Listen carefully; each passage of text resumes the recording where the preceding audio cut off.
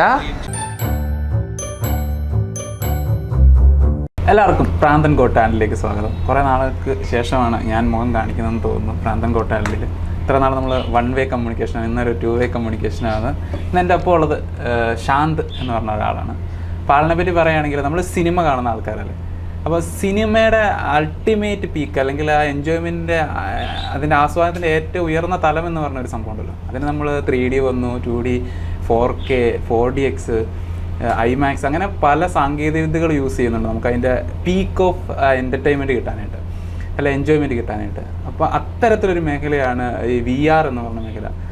അപ്പോൾ അതുപയോഗിച്ച് സിനിമ ചെയ്തെങ്ങനെ ഇരിക്കും? നിങ്ങൾ സിനിമയുടെ ഉള്ളിൽ ഒരാൾ നേരിട്ട് നിൽക്കും.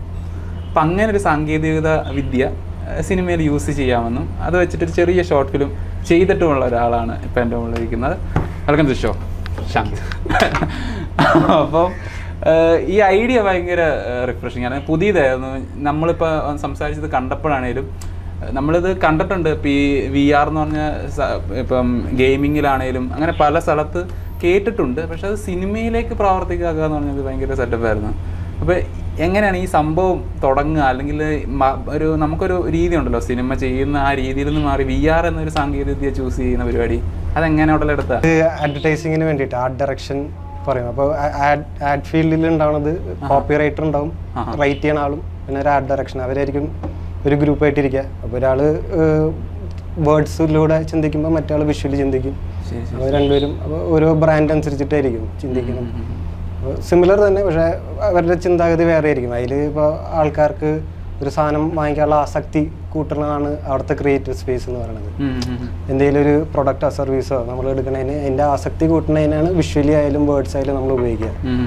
നേരെ മറിച്ച് സിനിമയാണെങ്കിൽ നമ്മൾ പ്രൊഡക്റ്റും സർവീസും അല്ല, നമ്മൾ ഐഡിയ തന്നെയാണുള്ളത്. അതെ, അപ്പോൾ അത് കാരണം വിട്ടു ആൾക്കാരിൽ ആസക്തി ഉണ്ടാക്കണേക്കാൾ നല്ലത് ഐഡിയ പ്രൊമോട്ട് ചെയ്യണതാണല്ലോ. അങ്ങനെ അത് വിട്ട് പിന്നെ നമ്മളങ്ങനെ വിഷ്വലി ആൾക്കാർക്ക് പുതിയ ചിന്തകൾ ഉണ്ടാക്കാന്നുള്ള രീതിയിലേക്ക് മാറി. ഈ വിഷ്വലി എന്ന് പറഞ്ഞാൽ വിഷ്വലി ഈ സാധനം കാണുന്ന ഒരു രീതി ഉണ്ടല്ലോ. കാരണം നമ്മൾ കാണുന്ന ഈ 2D സിനിമകളൊക്കെ ചുമ്മാ നമ്മളിങ്ങനെ ഒരു കഥയുണ്ടാകുന്ന ആ കഥ ഇങ്ങനെ ഷോർട്ട് ബൈ ട്വിസ്റ്റുകൾ കൊണ്ടുവരികയാണല്ലോ. പക്ഷെ ഇതിന് വേറെ കുറേ സാധ്യതകളുണ്ട്, നമുക്ക് എക്സ്പീരിയൻസ് ചെയ്യുക എന്നുള്ളൊരു സംഭവം ഉണ്ടല്ലോ. അപ്പം നിങ്ങളിത് വിഷ്വലൈസ് ചെയ്യുമ്പോൾ എങ്ങനെയാണ് ഒരു കഥ വരുമ്പം അതിനെങ്ങനെ ചിന്തിക്കുക? ഒരു രീതി ബേസിക്കലി അത് നല്ലൊരു പരിപാടിയാണത്. അതായത് ഇപ്പോൾ ഞാനിപ്പോൾ ഇതിൻ്റെ ഇൻട്രസ്റ്റ് തുടങ്ങിയിട്ട് ഇപ്പോൾ 2019 ആ ടൈമിലൊക്കെയാണ് ഇതിനെക്കുറിച്ച് അറിഞ്ഞു തുടങ്ങുന്നത്. ശരി. അപ്പോൾ ഇവർക്ക് അധികം ഡിവൈസുകളും പരിപാടിയൊക്കെ ഇപ്പോൾ ഈ അടുത്താണ് വന്നു തുടങ്ങിയത്. ഞാനും അന്ന് ചിന്തിച്ചു തുടങ്ങിയിട്ടുണ്ടെങ്കിലും ഒരു ഹെഡ്സെറ്റ് ആദ്യമായിട്ട് വാങ്ങിക്കണത് കൊറോണ ഒക്കെ കഴിഞ്ഞതിന് ശേഷമാണ്. കാരണം കൊറോണ ടൈമിൽ ഇതിൻ്റെ മാർക്കറ്റ് ഒന്നുകൂടി ബൂം ആയ മാതിരി ആയിട്ടുണ്ടായിരുന്നു, എല്ലാവരും വീട്ടിലിരുന്ന് കാണല്ലേ. അപ്പോൾ ഇതിൻ്റെ കഥ പോകണമെന്ന് പറഞ്ഞു കഴിഞ്ഞാൽ സാധാ സിനിമകളാകുമ്പോൾ നമുക്ക് സ്ക്രീനിൽ നിന്ന് ഡിറ്റാച്ച് ആയിട്ട് കാണാം, വേറൊരാൾ പെർഫോം ചെയ്യണത് നമുക്ക് ഇരുന്ന് കാണാൻ പറ്റും. പക്ഷെ ഇതിലാകുമ്പോൾ നമുക്ക് ചുറ്റുമാണ് കഥ നടക്കുക. അപ്പോൾ ഇപ്പോൾ ഉള്ള ടെക്നോളജി വെച്ചിട്ട് നമുക്ക് ചുറ്റും കഥ നടക്കുകയാണെങ്കിൽ നമുക്ക് അതിനെ ഇൻഫ്ലുവൻസ് ചെയ്യാൻ പറ്റില്ല, ഒരു രീതിയിലും കഥേൻ്റെ ഗതി നമുക്ക് മാറ്റാൻ പറ്റില്ല. അപ്പോൾ നമ്മൾ അവിടെ ഇങ്ങനെ ഒരു ഇൻഫ്ലുവൻസും ചെയ്യാണ്ട് പക്ഷെ കഥ നമുക്ക് ചുറ്റും ഹെൽപ്ലെസ് ആയിട്ട് നമ്മളിരുന്ന് കാണുന്ന രീതിയിലാണ് അത് വരുന്നത്. അപ്പോൾ ഇപ്പോൾ ഞാൻ എഴുതിയിരിക്കുന്ന കഥകൾ മൊത്തം അങ്ങനെയാണ്, നമുക്ക് ചുറ്റും കഥ നടക്കുന്നത്, അതിലൊരു ഇൻഫ്ലുവൻസും ചെയ്യാൻ പറ്റാതെ നമ്മൾ ഹെൽപ്ലെസ് ആയിട്ട് ഇരിക്കണം. നമുക്കതിൽ എക്സ്പീരിയൻസ് ചെയ്ത് കാണുക എന്നുള്ളതാണ്. അതെ. അതുപോലെ തന്നെ അതിനകത്ത് ഏറ്റവും വലിയൊരു ഘടകം എന്ന് വെച്ചിട്ടുണ്ടെങ്കിൽ നമ്മുടെ ക്യാമറകളാണോ ഇതിൽ യൂസ് ചെയ്യുന്നത്, അല്ലെങ്കിൽ എത്തരത്തിലാണ്? കാരണം നമ്മളിവിടെ നിൽക്കുമ്പോൾ നമുക്ക് ചുറ്റും തിരിഞ്ഞു നോക്കിയിട്ടുണ്ടെങ്കിൽ നമുക്ക് ഫുള്ള് കാണാമല്ലോ VR-ൽ. അങ്ങനെയാണ് അതിൻ്റെ ഒരു പ്രത്യേകത. അപ്പോൾ എത്തരം ക്യാമറയാണ് യൂസ് ചെയ്യുന്നത്? ടെക്നോളജി ഇവിടെ അതുണ്ടോ? എന്താ അവസ്ഥയിൽ ടെക്നോളജി? ഇപ്പോൾ VR-ൽ തന്നെ 2 ടൈപ്പ് പരിപാടികളുണ്ട്. ഇപ്പോൾ ഈ നേരത്തെ പറഞ്ഞ ഗെയിമിംഗ് എന്നൊക്കെ പറയില്ലേ? ശരി. അതിനെ പറയണത് 6 degrees of freedom എന്ന് പറയും. അപ്പോൾ ഇപ്പോൾ ഞാൻ ഉണ്ടാക്കുന്ന കണ്ടന്റും 3 degrees of freedom എന്നാണ് പറയണത്. അപ്പോൾ 3 degrees of freedom ഇതിൻ്റെ പ്രൊഡക്ഷൻ കോസ്റ്റ് കുറവായ കാരണം ആദ്യം അതിൽ കളിച്ചു തുടങ്ങുന്നു. അപ്പോൾ ഇതിൻ്റെ ബേസ് എന്ന് പറഞ്ഞു കഴിഞ്ഞാൽ നമ്മൾ ഇപ്പോൾ ഇത് ഇട്ട് കഴിഞ്ഞിട്ട് ചുറ്റിൽ നോക്കാം, ഇങ്ങനെ നോക്കാം, ഇങ്ങനെ നോക്കാം, മേലേക്ക് നോക്കാം. അതാണ് 3 degrees of freedom.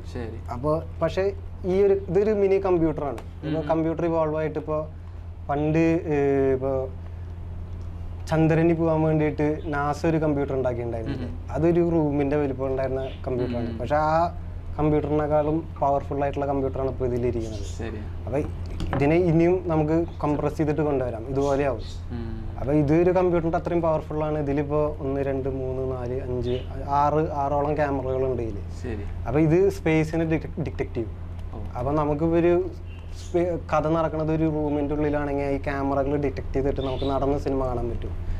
അത് 6 degrees of freedom എന്ന് പറയും. പക്ഷെ അതിന് പ്രൊഡക്ഷൻ കോസ്റ്റ് കൂടും. ഒരു റൂം മൊത്തം നമ്മൾ 100 ക്യാമറകളുടെ എണ്ണം കൂടുന്തോറും അതിൻ്റെ ക്വാളിറ്റി കൂടും. ഒരു 100 ക്യാമറ വെച്ചിട്ട് ചെറിയ സ്പേസ് നമ്മൾ റിഗ് ചെയ്യാണ്. അതിനെ വീഡിയോഗ്രാമട്രി എന്നാണ് അതിൻ്റെ ടെക്നിക്കൽ ടേം വരിക. അപ്പോൾ ഓരോ ഫ്രെയിമിനെയും, അതായത് 24 FPS എന്ന് പറയുമ്പോൾ 24 ഫ്രെയിംസിൻ്റെയും ഈ 100 ക്യാമറകളുടെ ഇത് എടുത്തിട്ട് അതിനൊരു 3D മോഡലാക്കും നമ്മൾ. എന്നിട്ട് അതിനൊരു ആപ്പായിട്ട് കൺവേർട്ട് ചെയ്തിട്ട് ഇതിലാക്കി കഴിഞ്ഞ് കഴിഞ്ഞാൽ നമുക്ക് ഈ കഥേൻ്റെ ഉള്ളിൽ നടന്ന് കാണാൻ പറ്റും. അപ്പോൾ അത് അത്രയും ഇൻറ്റൻസ് ആണ്. പക്ഷെ ആ ഒരു ലെവലിലേക്ക് എത്താൻ വേണ്ടിയിട്ട് ഇനിയും ടൈം എടുക്കും. അത്രയും വലിയ പ്രൊഡക്ഷൻ ഹൗസുകൾക്കൊക്കെ പറ്റുള്ളൂ. അപ്പോൾ ഇപ്പം നമ്മുടെ ഉള്ളതെന്ന് പറയുന്നത് 3 degrees of freedom. ഒരു സിംഗിൾ യൂണിറ്റ് ക്യാമറ ആയിരിക്കും. അതിന് ചുറ്റിലും ഒരു 6 ലെൻസ് ഉണ്ടാവും. അതിന് 3D എഫക്റ്റും കൂടി ഉണ്ട്. അപ്പോൾ 3D എഫക്റ്റ് എന്ന് പറയുമ്പോൾ ഇതിലിപ്പോൾ ഓരോ കണ്ണിനും ഓരോ ഇമേജാണ് കൊടുക്കുക, ഡെപ്ത് പെർസെപ്ഷൻ കിട്ടാൻ വേണ്ടിയിട്ട്. അപ്പോൾ അത് ഷൂട്ട് ചെയ്യുമ്പോൾ ഇത് 2 ലെയറായിട്ട് ലെഫ്റ്റ് റൈറ്റ് ആയിട്ട് ഇങ്ങനെ ഇരിക്കും. അത് നമ്മൾ നമ്മുടെ ഹെഡ്സെറ്റിലേക്ക് റീഡ് ചെയ്യുമ്പോൾ അവരിങ്ങനെ റീഡ് ചെയ്തിട്ട് നമുക്ക് തരും. അപ്പോൾ അതിൻ്റെ ബേസിക് വിഷ്വൽ പറഞ്ഞു കഴിഞ്ഞാൽ ഇപ്പോൾ ഒരു വിരലെടുത്തിട്ട് നമ്മളിങ്ങനെ കണ്ണടച്ച് കഴിഞ്ഞാൽ ഉണ്ടല്ലോ, ഇതിൻ്റെ പൊസിഷൻ മാറിയില്ലേ, അതാണ് അതിൻ്റെ ഡെപ്ത്. അപ്പോൾ ഒരുമിച്ച് കാണുമ്പോൾ ഇതിൻ്റെ കറക്റ്റ് 3D ഇതറിയാൻ പറ്റും. അതേ പരിപാടി വിഷ്വലി അവർ ഇംപ്ലിമെൻറ്റ് ചെയ്യണതാണ്. അപ്പോൾ രണ്ടിനും കൂടിയിട്ട് ഇങ്ങനെ ആക്കി കഴിഞ്ഞ് കഴിഞ്ഞാൽ അതിൻ്റെ ഡെപ്ത് പെർസെപ്ഷൻ കിട്ടും. അപ്പോൾ അങ്ങനത്തെ ഒരു ക്യാമറയാണ് അത്. കോസ്റ്റ് ഉണ്ട്, പക്ഷെ അത്ര വലിയ കോസ്റ്റ് അല്ല, കോസ്റ്റാണ്. പക്ഷെ അപ്പൊ ഇത് കൊണ്ട് പ്ലേസ് ചെയ്യുന്ന സ്ഥലം അതുപോലെ തന്നെ ഇമ്പോർട്ടൻ്റ്. കാരണം നമ്മള് ഇത് 360 പിടിക്കുമ്പോൾ നമ്മൾ ഇപ്പോൾ ഒരു ക്രൂ ആയിട്ട് ചെല്ലുമ്പോൾ പോലും നമുക്ക് എവിടെ നിൽക്കാൻ പറ്റാത്ത അവസ്ഥയല്ല. ഒരു ഷൂട്ട് ചെയ്യുമ്പോൾ ആർട്ടിസ്റ്റിനല്ലാണ്ട് നിൽക്കുക എന്ന് പറഞ്ഞ ബുദ്ധിമുട്ടല്ല. അപ്പോൾ ഇത് ഈ വെളിയിലെ ഷൂട്ടും അല്ലെങ്കിൽ ഇൻഡോർ ഷൂട്ട് ഇതിൽ ഏതായിരിക്കും ഇച്ചിരി കൂടെ എളുപ്പവും ഇത് ചെയ്യാൻ പറ്റുന്ന? എളുപ്പം പറഞ്ഞു കഴിഞ്ഞാൽ എല്ലാത്തിനും അതിൻ്റെ ടഫ്നെസ് ഉണ്ട്. ഔട്ട്ഡോർ പക്ഷെ ഒന്നും കൂടി അടിപൊളിയായിരിക്കും. നമുക്കധികം എഫക്റ്റ്, അതായത് ഔട്ട്ഡോർ ചെയ്യുമ്പോൾ നമുക്ക് പോസ്റ്റ് പ്രൊഡക്ഷനിൽ VFX ഒന്നും കയറ്റണ്ട. ഇൻഡോർ ആകുമ്പോൾ പക്ഷെ അതൊക്കെ സ്ക്രിപ്റ്റ് അനുസരിച്ചിട്ടിരിക്കും. ഒരു സ്ക്രിപ്റ്റിൻ്റെ ഇത് അനുസരിച്ചിട്ടാണ് ഇരിക്കുന്നത്. ബേസിക്കലി ഇപ്പോൾ ബിഹൈൻഡ് ദ ക്യാമറയാണ് ചോദിച്ചതെന്ന് വെച്ചാൽ നമുക്ക് മറ്റേതിൽ ഒരു ലിബർട്ടി ഉണ്ട്. അതായത് ഫ്രെയിമിന് പുറത്ത് നമുക്ക് എന്തും ചെയ്യാം. ലൈറ്റിനെ സെറ്റ് ചെയ്യാം, മൈക്കിനെ പിടിക്കാം. ഈ ക്യാമറയ്ക്ക് പുറത്തുള്ളതൊക്കെ ക്യാമറയ്ക്ക് ഉള്ളിലാണ് മാജിക് നടക്കണം. അതിന് ചുറ്റും നമുക്ക് എങ്ങനെ വേണമെങ്കിലും മാനിപ്പുലേറ്റ് ചെയ്യാം. ഇതിന് അത് നടക്കില്ല, കാരണം ഇതിന് ചുറ്റും കണ്ടുകൊണ്ടിരിക്കുക. അതെ. അപ്പോൾ എല്ലതും നമ്മൾ ഫുള്ള് ക്രൂ ഒന്നല്ലെങ്കിൽ ഏതെങ്കിലും ബ്ലൈൻഡ് സ്പോട്ടിൽ ഇരുന്നിട്ട് വേണം മൊത്തം ഡയറക്റ്റ് ചെയ്യാൻ വേണ്ടിയിട്ട്. ഇപ്പോൾ എങ്ങാനും ലൈറ്റും പരിപാടിയും മൈക്കൊക്കെ വരികയാണെങ്കിൽ ഒന്നല്ലെങ്കിൽ അത്രയും സ്മാർട്ടായിട്ട് നമുക്ക് വെച്ചിട്ട് ചെയ്യാം. അല്ല, VFX വെക്കാണ്ടും അത്രയും സ്മാർട്ടായിട്ട് നമുക്ക് ഹൈഡ് ചെയ്ത് വെക്കാം. അല്ലെങ്കിൽ ഈ പറഞ്ഞ മാതിരി പെട്ട് കഴിഞ്ഞ് കഴിഞ്ഞാൽ VFXിലൂടെ മാച്ച് കളയുക, അങ്ങനത്തെ ഒക്കെ പരിപാടി. ബിഹൈൻഡ് ദ ക്യാമറ ഇത് മറ്റേനേക്കാളും ട്രഡീഷണലി കുറച്ചും കൂടി നമ്മൾ ട്രിക്കിയാണ്. ക്രാക്ക് ചെയ്യാൻ പറ്റും ഒന്ന് ചിന്തിച്ച് കഴിഞ്ഞാൽ, അത്രേ ഉള്ളൂ. അത് സംഭവിച്ചത്. അതായത് ഒരു ക്യാമറാമാനെ സംബന്ധിച്ച് അത് ഭയങ്കര ട്രിക്കി ആയിരിക്കുമല്ലോ. ഡയറക്ടർ ഇങ്ങനെ ഒരു വിഷൻ പറയുന്നു, പക്ഷെ സംഭവം അയാളെ സംബന്ധിച്ച് ഇത് മേക്ക് ചെയ്തെടുക്കുക എന്ന് പറഞ്ഞൊരു ബുദ്ധിമുട്ട് അയാളുടെ തലയിലേക്കാണല്ലോ വരുന്നത്. അതെ അതെ അതെ. അപ്പം നിങ്ങൾ തമ്മിലുള്ള അല്ലെങ്കിൽ ക്യാമറാമാൻ ഈ പടം ഇപ്പൊ ചെയ്തത് ക്യാമറ ഒറ്റയ്ക്കാണോ ചെയ്തത് അതോ? അതെ, ക്യാമറയ്ക്ക് വലിയ നമ്മൾ ഡയറക്ടർ എന്നുള്ള രീതി തന്നെ പ്ലേസ് ഇത് സ്റ്റേബിൾ ഷോട്ടാണ്, അത് മൂവ്മെന്റ് ഇല്ലാത്ത ഷോട്ടാണ്. അപ്പോൾ നമ്മൾ ഇനീഷ്യലി അതിനെ സെറ്റ് ചെയ്ത് വെച്ച് കഴിഞ്ഞാൽ പിന്നെ അധികം നമ്മൾ ടാമ്പർ ചെയ്യേണ്ട ആവശ്യമില്ല. കാരണം ആദ്യത്തെ ഒരു ഘട്ടത്തിൽ നമ്മൾ മൂവ്മെന്റ് വെച്ച് കഴിഞ്ഞാൽ ആൾക്കാർക്ക് മോഷൻ സിക്നെസ് വരും. കാരണം ആൾക്കാർ പരിചയപ്പെട്ട് വരുന്നല്ലോ ഈ ഒരു മീഡിയത്തെ കുറിച്ച്. അത് പണ്ട് ഞാൻ എവിടെ വായിച്ചിട്ടുണ്ട്, മറ്റൊരു ആദ്യം തിയേറ്ററിൽ ട്രെയിൻ വരുന്ന സീൻ കണ്ടപ്പോൾ ആൾക്കാർ ചോടി. അപ്പോൾ അങ്ങനത്തെ ഒക്കെ ഒരു ആൾക്കാർ ഈ ഒരു മാധ്യമമായിട്ട് യൂസ്ഡ് ആയിരിക്കണം. അപ്പോഴാണ് ഇതിൻ്റെ ഒന്നുകൂടി എക്സ്ട്രീം പോയി കഴിഞ്ഞാലും മനസ്സിലാവുള്ളൂ. ഇപ്പോൾ ജംപ് കട്ട് അങ്ങനത്തെ പരിപാടികളൊക്കെ ആൾക്കാർക്ക് മനസ്സിലായി തുടങ്ങും. പക്ഷെ ആദ്യകാലത്ത് ജംപ് കട്ട് എന്നൊക്കെ പറഞ്ഞു കഴിഞ്ഞാൽ ആൾക്കാർ ട്രിപ്പായി പോകും. അപ്പോൾ ആ ഒരു വിഷ്വൽ ലാംഗ്വേജ് സെറ്റായി കഴിഞ്ഞ് കഴിഞ്ഞാൽ നമുക്ക് എങ്ങനെ വേണമെങ്കിലും മാനിപ്പുലേറ്റ് ചെയ്യാം. പക്ഷേ ഇപ്പോൾ നമ്മൾ ഏറ്റവും സേഫായിട്ട് അധികം എന്താ പറയാത്ത മൂവ്മെൻ്റ് ഇല്ലാതെ ഒക്കെയാണ് ചെയ്യണത്. കാരണം മോഷൻ സിക്നെസ് വന്നു കഴിഞ്ഞാൽ വാൾ വയ്ക്കാനുള്ള ടെൻഡൻസി അങ്ങനത്തെ പരിപാടിയൊക്കെ വരും. പക്ഷേ ഇവൻച്വലി എന്താണ് പറയുന്നത്, ആൾക്കാർ അഡാപ്റ്റ് ആവും. അഡാപ്റ്റ് ആയി കഴിഞ്ഞ് കഴിഞ്ഞാൽ പിന്നെ എന്ത് മാജിക് വേണമെങ്കിലും ചെയ്യാം. ഇത് വെളിയിലൊക്കെ ഇത് ഇപ്പോഴും നടന്നുകൊണ്ടിരിക്കുന്ന ഒരു പരിപാടിയാണ്. നമ്മുടെ ഇവിടെ എനിക്ക് കേരളത്തിൽ ഞാൻ കേട്ടിട്ടില്ല, ഇനി അറിയാമെന്ന് അറിയത്തില്ല, വേറെ ആരെങ്കിലും ചെയ്യുന്നുണ്ടെങ്കിൽ ഞാനിതാണ് കണ്ടത് ആദ്യം. എനിക്കറിയില്ല അതിനെപ്പറ്റി. പക്ഷേ ഇതിൻ്റെ ഒരു ബാക്കിയും കൂടെ ആവാം, അല്ലെങ്കിൽ നമ്മൾ ഇതിൻ്റെ ഔട്ട് എടുക്കുന്ന ഒരു പരിപാടി എന്ന് വെച്ചിട്ടുണ്ടെങ്കിൽ ഇതിൻ്റെ എഡിറ്റിങ്ങും ബാക്കി കാര്യങ്ങളും കൂടെ ഉണ്ടല്ലോ. അപ്പം ഇതിപ്പോൾ സാധാ ഒരു പിക്ചർ ചെയ്യുന്ന പോലല്ല. കാരണം ഇപ്പോൾ പറഞ്ഞ 6 ക്യാമിൽ അറ്റ് എ ടൈം ഷൂട്ട് ചെയ്യുന്ന അത്രയും ഫുട്ടേജ് വരുന്ന ഒരു പരിപാടിയാണ്. അപ്പം നമ്മൾ സാധാ ഷൂട്ട് ചെയ്യുന്നതിനേക്കാളും കൂടുതൽ GB അല്ലെങ്കിൽ TBയോളം വന്നുകൊണ്ടിരിക്കും ഓരോ ഷൂട്ടിനും. അപ്പോൾ ഇതെല്ലാം പ്രോസസ്സ് ചെയ്ത് എടുക്കാനുള്ള ഒരു കമ്പ്യൂട്ടർ അല്ലെങ്കിൽ അതിനുള്ളൊരു സോഫ്റ്റ്വെയർ നമുക്കുണ്ടോ ശരിക്കും? എന്താണ് അതിൻ്റെ ഒരു അവസ്ഥ? ഏതിൽ ചെയ്യുന്നത്? ഒരു നല്ല ഗ്രാഫിക് കാർഡ് ഉണ്ടെങ്കിൽ നടക്കാവുന്ന പരിപാടിയുള്ളൂ. ഇതിന് സോഫ്റ്റ്വെയർ അപ്പോൾ നമ്മൾ സാധാരണ അഡോബ് ഡാവിഞ്ചിയിലൊക്കെ ചെയ്യാവുന്നതാണ്. അപ്പോൾ ഇതിനെ റീഡ് ആവുന്ന രീതിയിൽ അതിനെ നമ്മൾ കോൺഫിഗറേഷൻ ചെയ്ത് കൊടുത്തു കഴിഞ്ഞാൽ സാധാ എഡിറ്റ് ചെയ്യണ മാതിരി തന്നെ, എന്നിട്ട് ഇതിനെ റീഡ് ആവുന്ന രീതിയിൽ. ഇതിപ്പോ 2 ഡെപ്ത് ഓഫ് ഫീൽ അല്ലെങ്കിൽ ഇതിന് വേണ്ടിയിട്ട് ചെയ്യണം എന്നാണല്ലോ പറഞ്ഞത്. അതെ, എന്നാൽ 3D ഒന്നിച്ച് വെച്ചിട്ടുള്ള പരിപാടിയല്ലേ? അപ്പം കളർ ഗ്രേഡും അങ്ങനത്തെ പരിപാടികളൊക്കെ രണ്ടിനും രണ്ടായിട്ടാണോ ചെയ്യുന്നത് അതോ? അല്ല, ഇത് ഇപ്പോൾ നമുക്ക് ഔട്ട് വരുന്നത് ഒരു ബോക്സ് ഫ്രെയിമിലായിരിക്കും വരിക. ആ ബോക്സിന്റെ ഉള്ളിൽ ഫസ്റ്റ് ഹാഫ് ലെഫ്റ്റ് ആയിരിക്കും, സെക്കൻഡ് ഹാഫ് റൈറ്റ് ആയിരിക്കും. അപ്പോൾ നമ്മൾ കളർ ഗ്രേഡിംഗ് ഒന്നും വലിയ സീനൊന്നും വരില്ല. ഒറ്റ ഇതിൽ നമുക്ക് ഓരോ ഫ്രെയിമിന് ചെയ്ത് കഴിഞ്ഞാൽ ആവും. ഇൻ കേസ് ഇപ്പോൾ എന്തെങ്കിലുമൊക്കെ മാച്ച് കളയണം VFX പോസ്റ്റ് പ്രൊഡക്ഷൻ, അതൊക്കെ ആകുമ്പോഴായിരിക്കും ഒരു പൊടിക്ക് പണിയെടുക്കേണ്ടി വരിക. പണി തന്നെയാണ്. അപ്പോൾ അങ്ങനത്തെ സീന് പക്ഷെ പണിയെടുക്കണമല്ലോ എന്തെങ്കിലും ചെയ്യാൻ. നല്ലതാണ്. എനിക്ക് ഈ അത്യാവശ്യം ഇൻഡോർ ഷൂട്ടാണെങ്കിൽ അല്ലെങ്കിൽ ഗ്രീൻ സ്ക്രീൻ വെച്ചിട്ടുള്ള പരിപാടിയാണെങ്കിൽ നമുക്ക് ഗ്രാഫിക് ഡിസൈനേഴ്സും VFX അനിമേഷൻ ആർട്ടിസ്റ്റുകളൊക്കെ ഒരുപാട് വേണ്ടി വരും തോന്നല്ലേ? അതെ അതെ. ഈ ഇൻഡോറിന്റെ ഗുണം എന്ന് പറഞ്ഞാൽ ഒന്നുകൂടി കൺട്രോൾഡ് എൻവയോൺമെന്റ് അല്ലേ. അപ്പോൾ നമുക്ക് സ്റ്റാർട്ടിങ് സ്റ്റേജിലൊക്കെ ഇൻഡോർ ഷൂട്ടാണ് നല്ലത്. അപ്പോൾ അത്രയും കൺട്രോൾ ചെയ്തിട്ട് നമുക്ക് പരിപാടികൾ അറ്റൻഡ് ചെയ്യാൻ പറ്റും, എക്സ്പെരിമെന്റ് ചെയ്യാൻ പറ്റും. ഔട്ട്ഡോറിൽ സാധ്യത ഇല്ലാണ്ട്, പക്ഷെ അത്രയും വലിയ ക്രൂ ഒക്കെ ഉണ്ടെങ്കിലും നടക്കും. അപ്പം നമ്മളിപ്പോൾ ചെറിയ രീതിയിൽ നടക്കണ കാരണം ആദ്യമായിട്ട് ഇൻഡോറിലാണ് പോയത്. പിന്നെ ഒരു ഡോക്യുമെന്ററി ട്രൈ ചെയ്തിട്ടുണ്ടായിരുന്നു, ഊരാളി എന്ന് പറഞ്ഞ ബാൻഡിൻ്റെ. അപ്പോൾ ഔട്ട്ഡോർ ചെയ്യുമ്പോഴും അതിൻ്റെതായിട്ട് രസമുണ്ട്. കുറേ കാര്യങ്ങൾ നമുക്ക് ടെൻഷൻ ഫ്രീ ആയിട്ട് ചെയ്യാം. അവർ പെർഫോം ചെയ്യുക, പിന്നെ ഇതാകുമ്പോൾ പെർഫോമൻസ് കൂടെ നടക്കുകയാണെങ്കിൽ നമ്മുടെ പിന്നിലായിരിക്കും ഓഡിയൻസ്. അപ്പോൾ അവർ പെർഫോം ചെയ്യുമ്പോൾ ഓഡിയൻസ് എന്താ ചെയ്യണമെന്ന് കാണാം. അപ്പോൾ ഒരു സ്ഥലത്ത് തന്നെ നമ്മൾ നോക്കിയിരുന്ന് ബോറടിക്കണം. നമുക്ക് ആരെയും ഇപ്പോൾ അടുത്തിരിക്കണ ആൾക്കാരുടെ റിയാക്ഷനാണ് കൂടുതൽ ഇഷ്ടം വെച്ചാൽ നമുക്ക് അത് ഇരുന്ന് കാണാം. ഇനിയിപ്പോൾ ഇതേ സീൻ നമുക്ക് വേറെ ഫ്രെയിമിലിരുന്ന് കാണാൻ വെച്ചാൽ വീണ്ടും റീപ്ലേ ഇട്ടിട്ട് വേറെ ഒരു സ്ഥലത്ത് ഇരുന്നിട്ട് നോക്കാം. അതിന് ഒരു കഥ അല്ലെങ്കിൽ ഒരു നെറേറ്റീവ് തന്നെ നമുക്ക് പല പെർസ്പെക്റ്റീവിലിരുന്ന് കാണാനുള്ള പോസിബിലിറ്റി ഉണ്ട്. ഓരോ ആംഗിൾ മാറുന്തോറും വേറെ വേറെ കാര്യങ്ങൾ. അതെ അതെ അതെ. അപ്പൊ കഥ അതുപോലെ തന്നെ ആയിരിക്കുമല്ലോ സിനിമ അഥവാ നമ്മൾ എടുക്കുന്നുണ്ട്. അതെ അതെ. ഇവിടുന്ന് ഇപ്പൊ ഒരു കണ്ടിട്ടുണ്ട് അവിടെ വേറൊരു കാര്യം നടക്കുകയാണെങ്കിൽ ഇങ്ങോട്ട് ചെയ്തിട്ടുണ്ടെങ്കിൽ ആ കഥ വേറെ രീതിയിൽ കാണാൻ പറ്റും. അതെ അതെ അതെ. അപ്പോൾ എല്ലാം സ്ക്രിപ്റ്റ് അനുസരിച്ചിട്ട് നമുക്ക് എത്ര വേണമെങ്കിലും സാധനം പാക്ക് ചെയ്ത് വെച്ച് കഴിഞ്ഞാൽ എടുക്കാൻ പറ്റും. ആൾക്കാർക്ക് അധികം ക്ലോസ്ട്രോഫോബിയ അല്ലെങ്കിൽ ഇൻഫർമേഷൻ ഓവർലോഡ് എന്നൊക്കെ പറയില്ല, അത് ഉള്ളതുകൊണ്ട് കുഴപ്പമൊന്നുമില്ല. പക്ഷെ അതിനൊരു സട്ടിലായിട്ട് നമ്മൾ പോയി കഴിഞ്ഞ് കഴിഞ്ഞാൽ മനോഹരമായിട്ട് കുറെ ഫ്രെയിമുകൾ സെറ്റ് ചെയ്യാൻ പറ്റും. ഇപ്പം നമ്മൾ പറഞ്ഞ പോലെ തന്നെ ഇതൊരു കുറച്ചധികം ടാലന്റഡ് ആയിട്ടുള്ള ആളുകൾ വേണ്ട ഒരു ഫീൽഡാണ്. കുറച്ച് പേരെ ഉള്ളെങ്കിലും കുറച്ച് ആ ഉള്ള ആളുകൾ ഭയങ്കര പ്രൊഫഷണൽ ആൻഡ് സെറ്റപ്പിൽ നിന്നാലേ നമുക്ക് ഇത്രയും കാര്യങ്ങൾ ഇതിൻ്റെ ബാക്ക് വേണ്ടി നടക്കാനുണ്ട്. ഇപ്പം ഈ പറഞ്ഞ പോലെ ആനിമേഷൻ പരിപാടിയാണെങ്കിലും ഇപ്പം അങ്ങനെ ഒരു പരിപാടി വന്നു, ഗ്രീൻ മാറ്റിലാണ് നമ്മൾ ഷൂട്ട് ചെയ്യുന്നത്, അതിൻ്റെ ബാക്കിലെല്ലാം സെറ്റ് ചെയ്യണമെങ്കിൽ ആ റിയലിസ്റ്റിക് ആയിട്ട് ചെയ്യുക എന്ന് പറഞ്ഞാൽ ഒരു ആർട്ടിസ്റ്റിൻ്റെ കഴിവാണല്ലോ. അപ്പം അത്തരത്തിലുള്ളൊരു ഒരു ടീമും കൂടെ ഫോം ചെയ്യണം. ഇപ്പം ഇങ്ങനെ ഒരു പരിപാടി നടക്കുന്നുണ്ടെന്ന് തന്നെ വളരെ കുറച്ച് പേർക്ക് അറിയാം. ചിലപ്പോൾ അതിനെപ്പറ്റി ചിന്തിക്കുന്ന ആൾക്കാരുണ്ടാവും വെളിയിൽ. ഒരു ടീം ഉണ്ടായിരുന്നു നമുക്ക് ചെയ്യാമായിരുന്നല്ലോ. ഇപ്പോൾ ഈ ക്യാമറ എവിടെ കിട്ടുന്ന അറിയത്തില്ലാത്ത ആൾക്കാരുണ്ട്. അപ്പോൾ ഇപ്പോൾ എക്യുപ്ഡ് ആണ്, ക്യാമറ സ്വന്തമായിട്ടുണ്ടെന്ന് എന്നോട് പറഞ്ഞത്. അപ്പം അങ്ങനെ ഒരു ടീമിൻ്റെ ആവശ്യം ശരിക്കും ഇപ്പോൾ ഉണ്ടോ നിങ്ങൾക്ക്? എങ്ങനെയാണ് അതിൻ്റെ ഒരു? അതായത് ഇപ്പോൾ ഏത് ഇൻഡസ്ട്രി ആണെങ്കിലും കോമ്പറ്റീറ്റേഴ്സ് ഉണ്ടെങ്കിലാണ് അതിൽ ഗ്രോത്ത് ഉണ്ടാവുള്ളൂ. ശരി. അപ്പോൾ ഒരാൾ മാത്രം ഇരുന്നിട്ട് ചെയ്യണ സ്ഥലം എന്ന് പറഞ്ഞു കഴിഞ്ഞാൽ ക്രിയേറ്റീവായിട്ടും ഒരു പുഷ് കിട്ടൂല. അപ്പോൾ അങ്ങനത്തെ ആൾക്കാർ വരുമ്പോൾ എന്തായാലും ഇൻഡസ്ട്രി സെറ്റ് ആയിരിക്കും.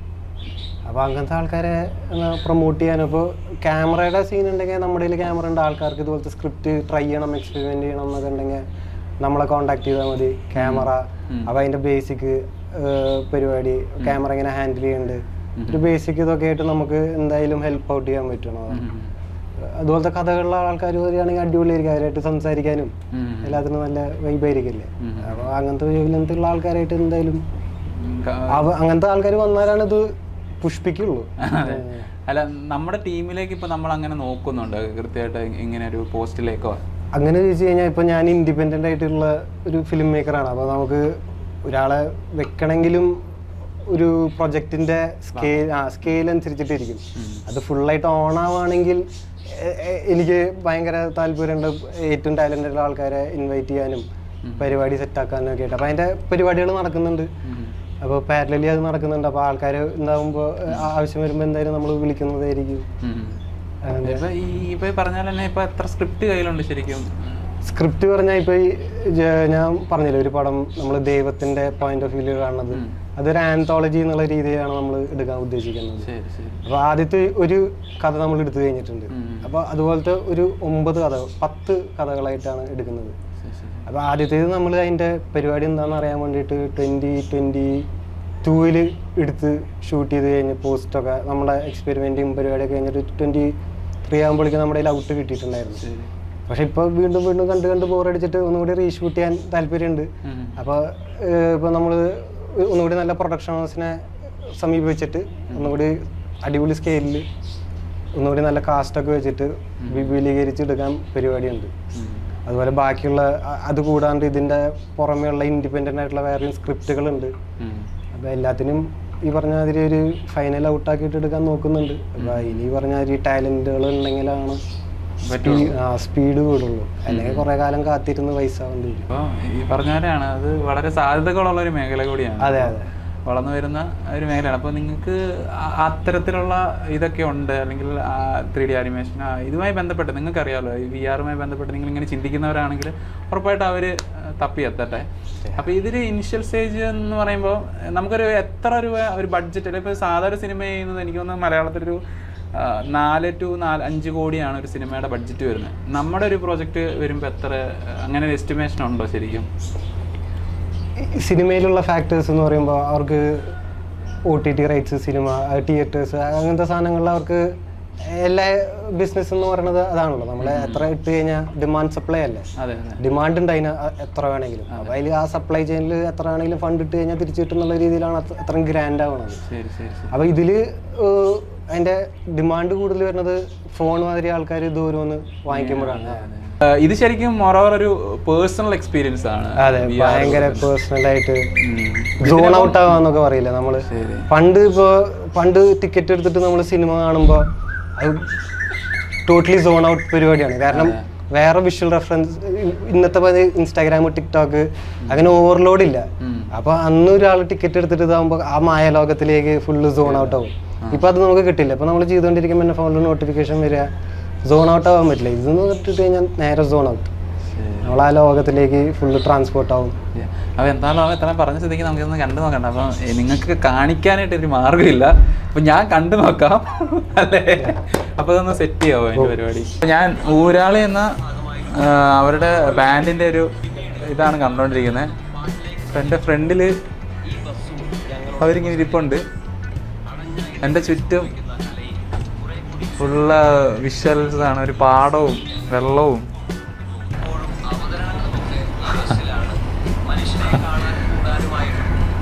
അടിപൊളിയായിട്ടത് സംഭവം കലക്കി. നമ്മൾ ഒരു സിനിമ കാണുന്ന പോലെയല്ല, നമ്മൾ ആ മൂഡിൽ നമ്മളവിടെ നിൽക്കുവാണല്ലോ. അപ്പോൾ അത് ഭയങ്കര ഒരു ഫീലാണ് കേട്ടോ. എക്സ്പീരിയൻസ് ചെയ്യുക. അപ്പോൾ ഇതുപോലത്തുള്ള ന്യൂ ടാലൻസ് ആണ് നമ്മുടെ ഇവിടുത്തെ ഉള്ളത്.